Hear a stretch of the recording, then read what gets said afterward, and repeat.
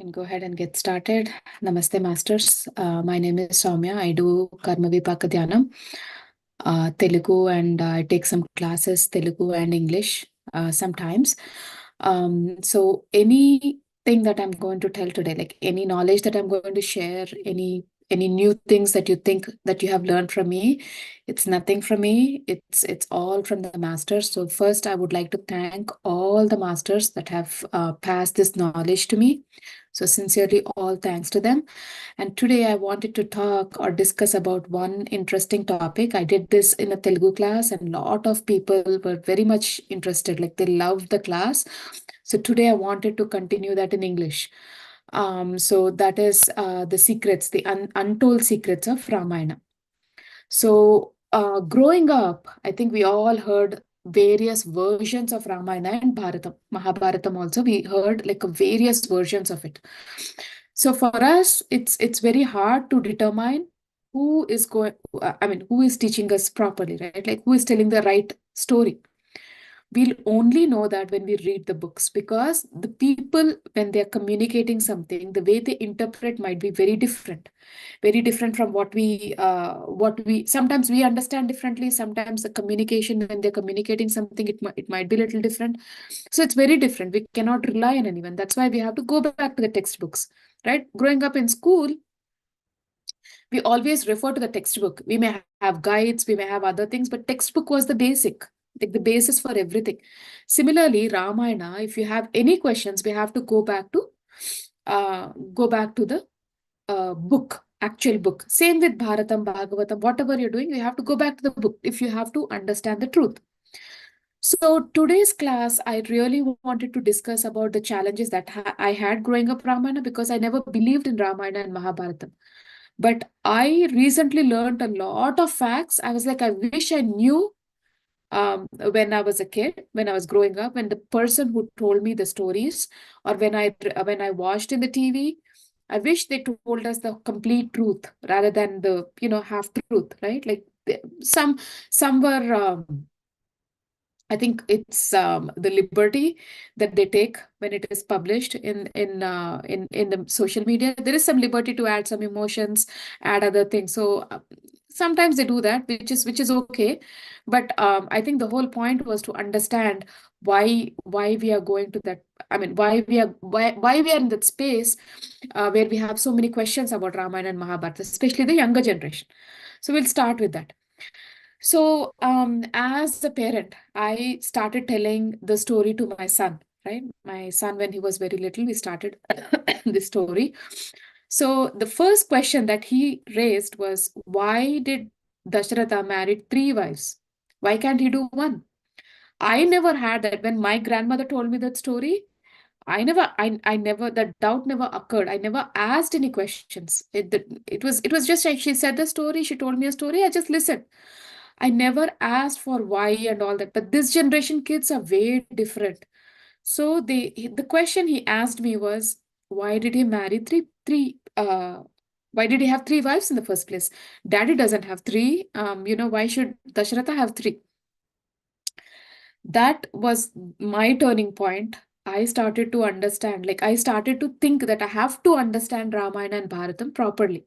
Because if I'm not doing a good job as a mother to communicate the exact truth, then there's no point of telling that, India is great, India has many great books, we have such a good culture and all that. There's no point, because these questions will arise again and again and again.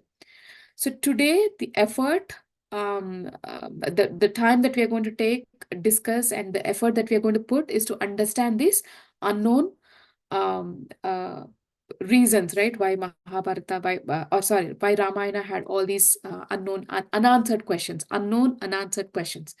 So first question is, why did they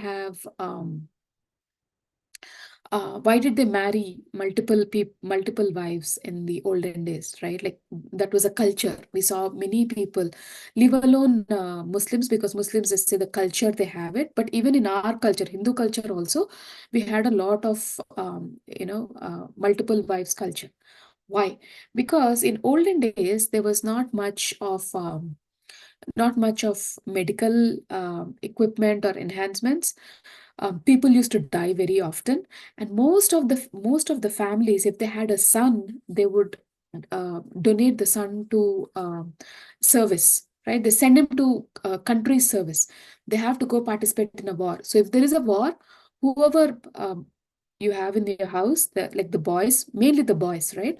They would go to the war as young as 16, 18 years, 17 years. They are very young. They were just kids, literally kids. They would go to the war and fight for the country. That was the rule, that was the culture. So what happens? War, it's a very dire situation. People will die. Um, Often they die, there are no conditions. Like, there's no way for, airlifting, helicopter lifting and taking them to the hospitals. There's nothing like that. If you go to the war, you don't know until they come back if they're going to come back or not. So that's how the culture was. So men used to die a lot. Women did not participate in the war much in those days because of the conditions. The conditions were really very bad, I would say. So they would be like, they never encouraged women to participate because no proper food. Women had many other conditions. So they would always say that, women can stay home and take care of the kids, because someone has to take care of the kids, and men, kids, teenagers, they would all go fight for a war, right? So they would die in the war. So how would they increase the population if there is no man? How would they increase the population? There were so many women, and there was only very few men, because most of them died. So that's why they used to marry multiple people. That was the culture. That is how even Rama's father Dasharatha also had the same thing. But Rama tried to change that. When we have enough men and enough women, that culture doesn't need to continue. So he tried to tell us that, okay, don't worry about the culture.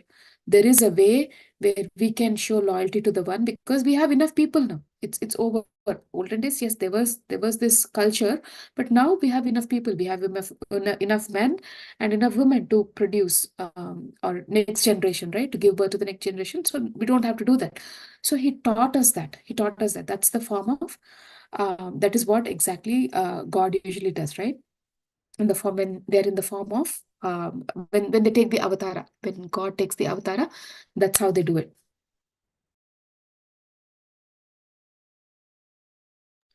So today, one of the big other questions in Ramayana, Mahabharata, we have a lot of questions, but in Ramayana, it is very focused on, first is, why did they marry multiple? Why did the dad marry multiple? And the second set of questions come around, why did Rama leave Sita in the forest? It's very pathetic, right? It's very sad.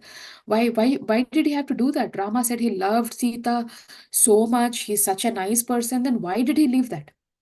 Why did he do such things? Why did he leave Sita in the forest, right? That is one of the big questions that bothers a lot of people in throughout the country. So why did he do that? I would say the big reason, which was described in Ramayana, was a story that we all have to know. Even before Ramayana was started, a yuga before, what happened was, there was a Maharishi called Bhriga Maharishi. He was very famous Maharshi. So his wife, Bhriga Maharishi's wife, also was very famous. She used to do penance. She was a very famous person, known for her dharma. She followed dharma, and she was very popular. She used to save people, help people, respect them, all sorts of things. Whatever the Maharishi's wife's qualities should be, she had all those qualities. So one day, a group of people who were following adharma, that means they were not good people, they did not have any right to live. They all are escaping Vishnu or Narayana, Vishnu Narayana. Like, they were all escaping from his chakra. So he leaves the chakra to kill all those people, right? Because they were really bad people. So he releases the chakra, and the people, they are just running around, and they go and take, um, uh, they go to Bhriga Maharishi's wife's, the ashram, Bhriga Maharishi's ashram, and they take shelter at the when Bhrigu Maharshi was not there, the wife was there, so they take shelter in that ashram. So basically, the wife doesn't know who these people are or what they did. She doesn't know that they are bad people or they performed illegal activities or whatever, which was not supposed to be done in Satya Yuga. They did all sorts of things. So that's why they were running away. She didn't know all that, right? And all she knew was Narayana, Vishnu was coming to kill them, right? So what she did was she gives them shelter. She'll tell them, she'll give them the word also. She'll say, like, don't be worried. No one is supposed to kill you like that. If you made mistakes, then they are supposed to teach you. But she doesn't know how the level, the intensity of the mistakes that they performed, right? So she'll say that, no, I'll protect you. Then Vishnu comes to the shelter and the ashram, and she'll say, you gave shelter to these people who doesn't have any right to live in this world. They performed a lot of uh, bad activities, in illegal activities. Then she'll be like, no, I gave them word, I'm going to protect them.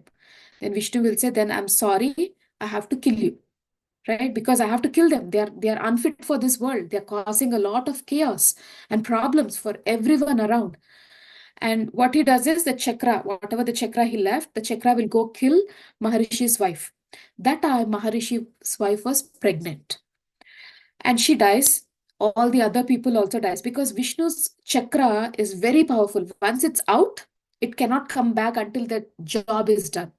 That's how powerful the chakra is. So you don't have many options. That's why they say you should not disturb Vishnu because once his chakra comes to get hold of you, either in form of karma or anything, then it completes the task, only then it will go back to Vishnu. So that's the saying, right? So he does that, and then Bhrigu Maharshi will come back home. He'll see his wife dead, pregnant wife. He'll be very upset, and he'll shout on Vishnu, and he'll say that, today I'm going to curse you. You will be separated from your wife. You'll see the pain that I'm going to see from your wife and your kids, both. Your wife will be separated with you. You'll know the pain when you don't have your wife and the kids. You'll know the pain. So that's why when Rama takes avatara as a human, right? Vishnu takes avatara as Rama, a human avatara. He tells us that whatever karma you do, it will come back.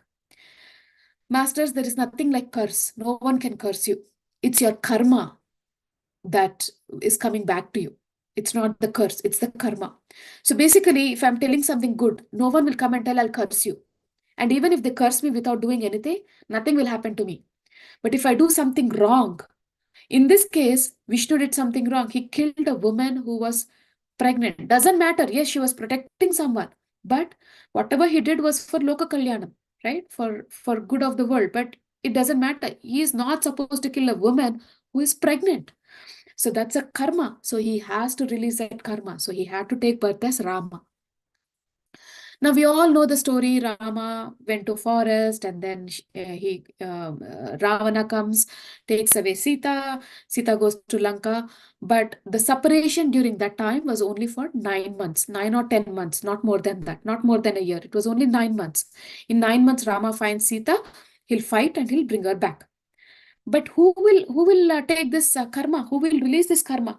Because Bhrigu Maharishi said you will have a detailed karma. Like, you have to go through a prolonged period of karma because you need to know the pain. Now I'm living my whole life without my wife and kid. You should go through that prolonged karma. 1 year is not enough. So that is the reason when this is all started, the karma of separating. Like he has to do something, and this is how the situations around him formed. Where he had to leave Sita in the forest. Now, what were the situations in the story? At least in the story, in the movies, in the serials, TV serials, we said that one person talks bad about Mata Sita. But masters, the Ramayana book says that it was not one person.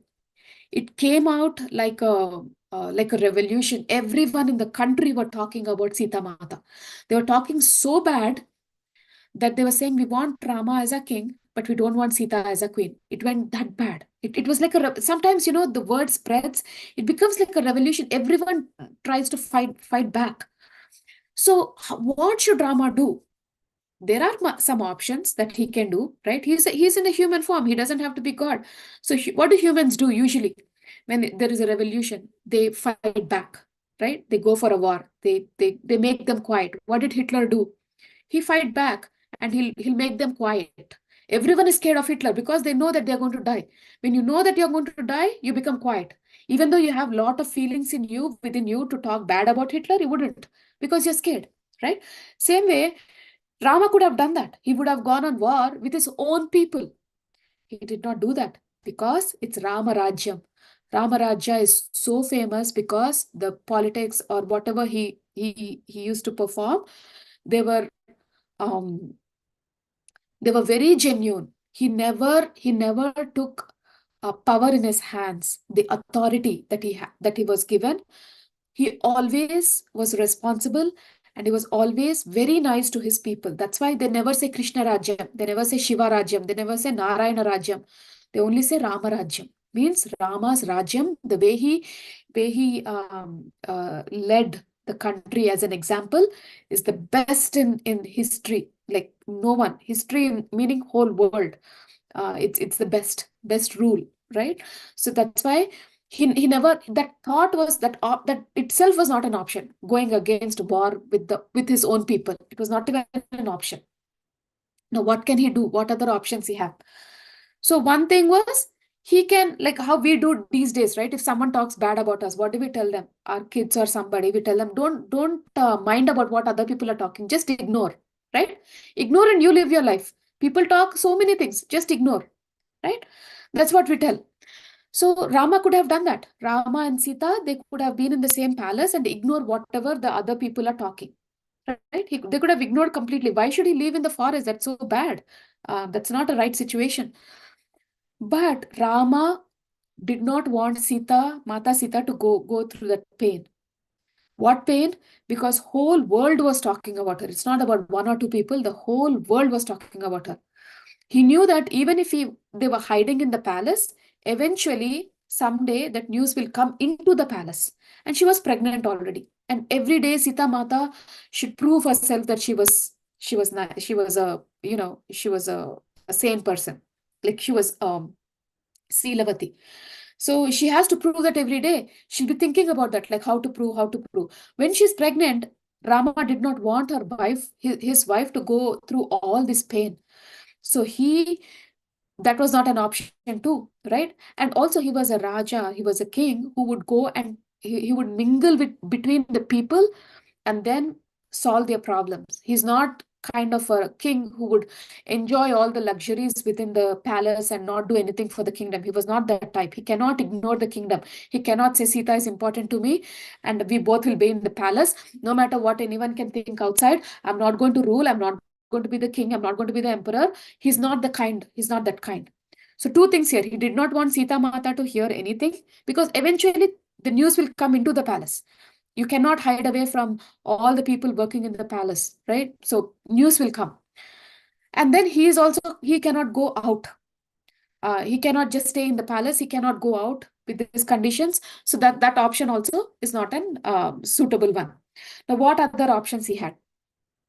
Other option which we can think of is, Rama could have gone to the forest along with Sita Mata. He did that before for 14 years. Now also he can go. They can both live happily. Who else does Sita Mata want during this time? Only Rama.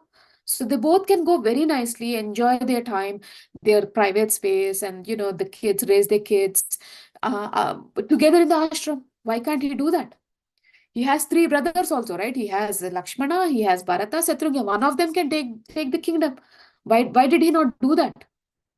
So, masters, one other important thing we have to know is Rama is Vishnu Avatara, and his brothers Lakshmana, Bharata, and Shatrugna, they are all like the Seshanag, that which Narayana sleeps, the chakra, and the Shankam.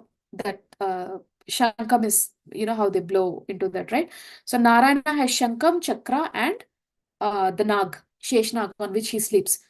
So the remaining three, they came to support Vishnu, but they will never take the place of Vishnu. So these brothers, they are there to help him, to support him.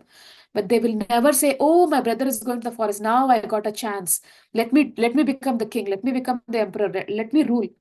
Bharata, even the 14 years, he did not rule the kingdom. He just takes his shoes, the padukas, and he prays them and he'll treat them as God, but he never sat on the throne, on the kingdom's throne, right?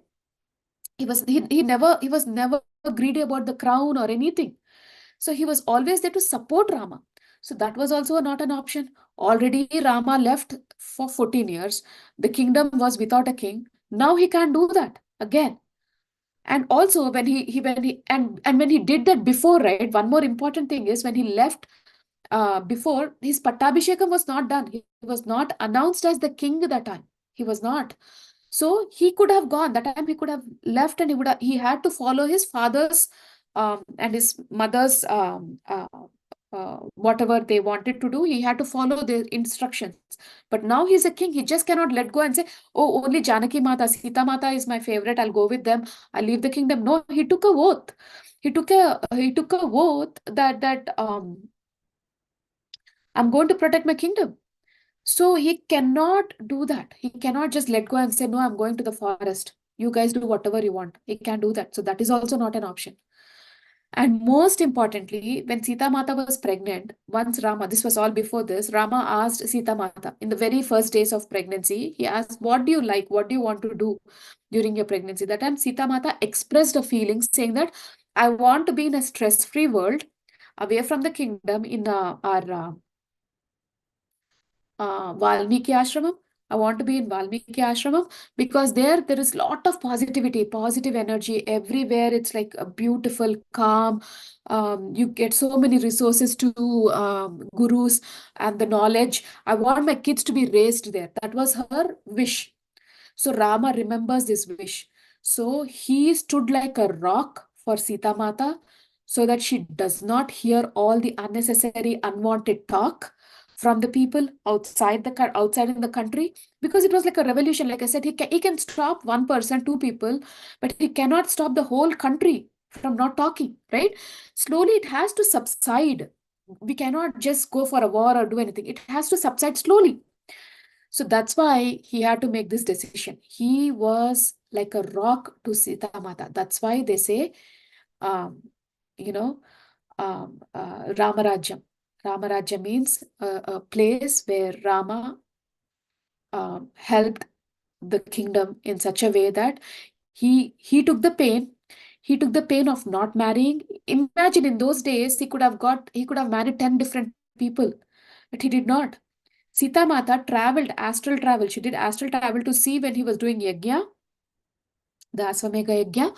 She'll see that he made a golden statue of Sita. He never married because they needed another, they needed the partner to participate in the yajna.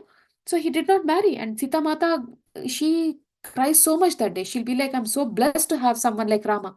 She'll feel so happy, so ecstatic that, okay, this is my husband and this is how love is. Like they both had immense love for each other. Sita Mata never pointed out Rama because she knows his intentions. We from outside did not know why Rama did that. And these are the reasons. This is the reality. There were so many options that we can think of, but none worked. So Rama, just to save Sita Mata and also save the country, he had to take this action and he took the pain. Masters, he was not happy. He took so much pain. He was away from his wife. He was away from the kids. He released his karma and he showed us all that if we take a human birth, we have to release our karmas. We have to clear our karma. There is no other way. You have to clear. How much you're going to clear? That is up to us. We have so many tools. We have so many techniques these days. We can clear our karmas easily. We don't have to take so much pain. But if you're taking human birth, that is the purpose, sole purpose. And Rama showed us how to live a human life with dignity, with honor, with good values. And he showed us how a husband should be, how a family should be, how we should support each other. So, masters, this is whatever knowledge I gained from my research, looking at all, listening to a lot of videos. I mean, looking at all the videos, listening to a lot of audios, and doing some research. If there are any mistakes, please forgive me unknowingly if I say something wrong or something which is not right, and maybe better about these. But if there is anything, then please, masters, forgive me. But that was a class like the untold secrets of Ramayana. If you have any questions, we'll open it up for questions, masters. You can raise your hands and we can ask you to unmute. Namaste, Sowmya Master. Really, it's too good class, Master. You covered all the points whichever usually we'll think of. But too good, Master. It's very clear. Really, this question is there throughout the Our mm, life. yeah, throughout. Mainly for women, they'll have what at one point of time when I heard in our office like Rama, if we want to choose husband like Rama, Ravana, I choose like Ravana. That's what that much peak it went at some point of time. Really, I used to feel very bad. Unknowingly, people are taking into other angle. But Yeah. really, the way you told is too good, Master. This class will help so many people, I guess. Thank you so much for nice wisdom, Master. Thank you, thank you. Thank you, Master. Everything the Jnana given by masters, nothing that I did. I'm just carrying this, that's all, to our classes. But yesterday in Telugu class also, we got very good response. Everyone enjoyed the class because lot of these questions everyone will have. And these are untold answers, right? We are still searching for answers. No one gave us the right answers. So this is very important, especially for a younger generation. They think India has nothing to give to the world, right? They always feel like, oh, we have nothing. US is doing so much, other countries are doing so much, we have nothing, but we have such a beautiful culture. And our job as parents is to pass this on to them. So masters, yeah. So I'm glad this is helping somebody. Really So, true, Master. Thank you. yeah. Thank you so much, Master. Yeah. Sarita garu, yeah, you can go ahead. Thank you, Master. Yeah. Thank you so much for the class. And not a real question, but the thing is, regarding, Bharata ruling the country in absence of Rama. Growing up, we heard from people that, like, if I was in place of Bharata, I would have taken over the kingdom and ruled. Because Yeah. if he had decided to do, it's up to him, right? So, if I was Bharata, I would have been done doing this, that, etc., etc. But then the way you explained it, like, they came to support Rama, not to take over things. So once we take birth, we forget why we came, but like being in that and taking that stand and, like, sticking to that is like really commendable. But as you said, like, we heard about Ramayana years together, but never got the details. And I really appreciate you taking time Thank you, and Master. letting us know. Thank you so much. Yeah. Thank you, Master. Babu, Yeah. please Hi, go ahead. Saumya. I'm Namaste. Ravindra Master. Thank you so much for the wisdom, Master. Yeah, even for the first question, one to multiple, I recently heard from the Sadguru the same answer, Master, because of the fightings, socio requirement at that time. People used to do that. Yeah, I agree, Master. Many are resolved. Thank you so much, Master. Thank you, Masters. I'm glad that we all had a good conversation, good, good session. Our next job is to carry this information and s- spread it across, right? This knowledge shouldn't stay with us. Spread it across as much as you can, especially to the younger generations. Ramayana should not be like any other document, like just like a story. It shouldn't never be like a story. It is our culture, great culture, where we talk about karmas, where we tell that karma means you have to release it, and the same time we tell how we can balance our life and take care of karmas both. Rama did that so beautifully, and he is such a good example. Even I, like I said in the very beginning, I had very bad opinion about both Ramayana and Mahabharata. Both. One is like leaving the wife, the other is like totally different, even worse. Right? At least here it is, you have a little bit of sanity. There, even that also is gone.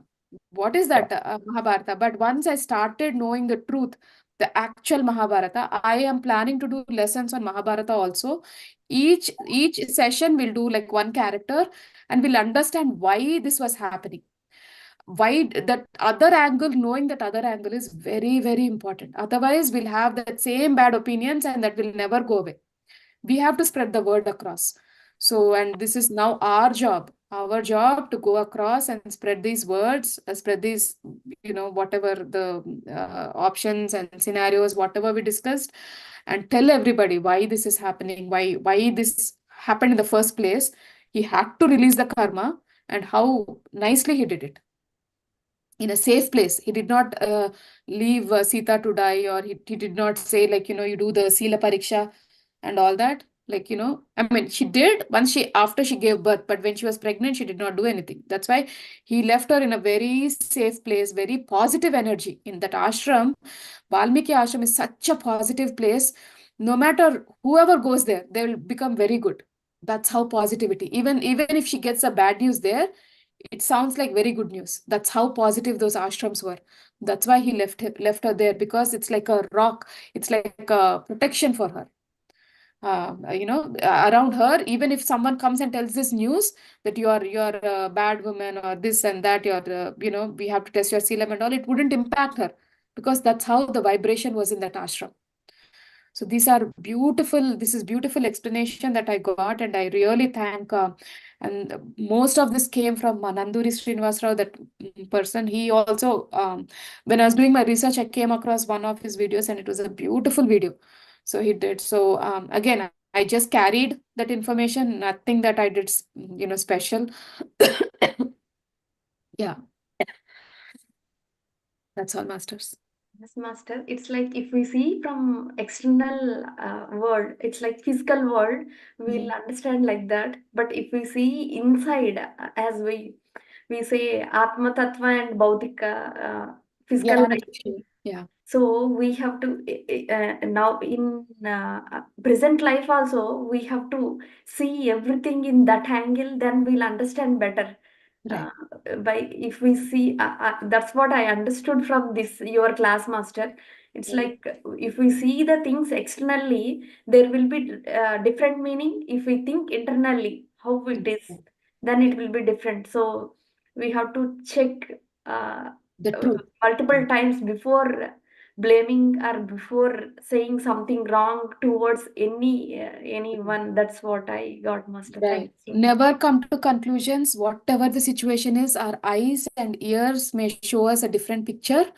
We don't know what the real picture is. So sometimes leave it to God, right? Leave it to God. They will take care. Our job is to not do that. That's all. What other people are doing, how they are doing, what they are doing, we don't know. Because when we were growing up also, right, there was this Swami, one Swami, I don't want to take the name. They were making fun of him because the way he talks, the way he behaves and all that. So one of the masters in our group said, no, there are I used to think, those followers, how are they following that Swami? He's doing all these some things, how are they following? But one of the masters in our group, they enlightened me. They said, that is not our job to think about what other people are thinking. We cannot control their brain. We cannot control their thoughts. What we can do is control our thoughts, only our thoughts. So whenever we have these negative thoughts or negative things, just control that. Tell that, okay, it's not my job to think why they're doing. I'll do the right thing. We know we have the what do you call? We have the awakening. We know what dharma is, what adharma is, and all that. So we don't have to worry about what universe will do to them or not do them and all that. You do your job. That's it. Universe will take care of whatever it is. So In that time, do we have to follow his words or not, Master? Like whatever he says follow. and to his followers, do we have to listen at least? Or I mean, he says good only. I know he says good. He says dharma. He says moksha. I do listen. Yeah. So though whatever you now, we are all fortunate to understand the difference between dharma and adharma. We know Yes. that. Yes. When you know that the things that are coming out from his mouth are dharma and you're logically satisfied with his answer and his approach, follow it. If something is telling you in your brain and in your soul, in your body and mind somewhere that, okay, this doesn't seem right to me, stay back, but do not comment. Stay back. You don't have to follow, just stay back, but do not comment, oh, why is he talking nonsense? Why is he doing this? Why is he doing that? Why is he, that why thing, remove it. Just stay back. If you don't want to follow, don't follow. But do not, what do you call, do not spread anything or do anything like that, is what I heard. Like, okay, do not follow. Yes, if you have the ability, go ask him directly. Okay, if you have the, what do you call, if you have the connection with him, like you know him very well. Say, I'm a teacher, right? I'm teaching some things, like I'm a master, just like But you there guys, is, I'm a master. So I say something wrong, right? You have a question. You're not, something is not clear. I'm telling, say, for example, I'll tell everyone start drinking alcohol today. You feel it is not right. If you have that relationship to ask me that question, ask that question. Directly ask that question. In front of everyone, ask that question. Don't hesitate. But if you are hesitant to ask that question, then stay back because you don't know the reason. All I'm saying is don't come to conclusions that drinking is bad. Yes, it is bad. I'm not saying it is right. I'm just giving an example. So what we have to do is when you know something is not right, ask, raise that question and ask. If you are not able to raise it, sometimes you may not able to reach me, right? You hmm, don't have a phone number, you don't have my yeah, contact, then stay back. If your mind is saying that is not right, stay back. You have every right to stay back. You don't have to follow them blindly. Never follow anyone blindly. Any master, never follow anyone blindly. All our Sadguru masters tell the same thing. Only follow when you have the trust in them. The trust should be in such a way that, okay, and sometimes, what happens, you have multiple masters. I do that. From every master, I have trust in different places. If something is coming from particular master, I have more trust. And hmm, then I have trust in a different master for a different reason. If they're talking about some health related benefits, or like, that time I have different trust in them. So sometimes the trust is spread across. It's not necessary that you have to have trust only in one master, faith in only one master. No, you can have multiple masters. It depends on how you're taking it, how much you need, how much craving you are for knowledge, how much you feel confident. Because unless you experience masters, that will be a superstition. Okay, unless you experience that love and trust from the master, you get that faith from the master. It is just a superstition. You just believe because everyone is believing. It's not coming from within you. Until that comes from within you, you can just trust that master. If something doesn't make sense, it's okay. Only that portion, 50% makes sense. Follow the 50%. Other 50%, let go. Until you get to know the answers. Maybe in another session, he only will clarify why he did that. yeah, maybe. Yeah. Next word is the same word. I mean, I was about to ask what is the role of social responsibility, but maybe I'll get it in future, Master. In future, right? Your social responsibility is to question. Always question. Ask. Yeah. There are various avenues. If something doesn't feel right, question. If I'm saying something right, question. When I'm telling something, I should be able to answer that question. If I'm talling that question, Yes, yes. if I'm escaping, then you know your answer. If I'll Yeah. say, you have to follow because I said so, will you follow? No. No. That's all. That's the answer. You have every right to question every master. But don't ask like silly questions like who are you? Why are you no, not like, you know what I mean, right? When they're teaching some concept, you have questions. We all have, and that is what our gurus also say. Always they say, question. Question. Only by questioning your knowledge improves. Just do not accept whatever I say. If tomorrow I'll come and say, everyone should put tattoos on their hand and say meditation is great. Will you follow? No. No. You don't have to accept when I say something. You do not have to take anything that I say. Only which is convincing, only which is you feel like, yes, this is correct, this is logically correct, this will help me improve as a person. Only accept that knowledge. Other knowledge, you don't have to take it. Okay, Master. Yeah. Thank you. Any other questions, Masters?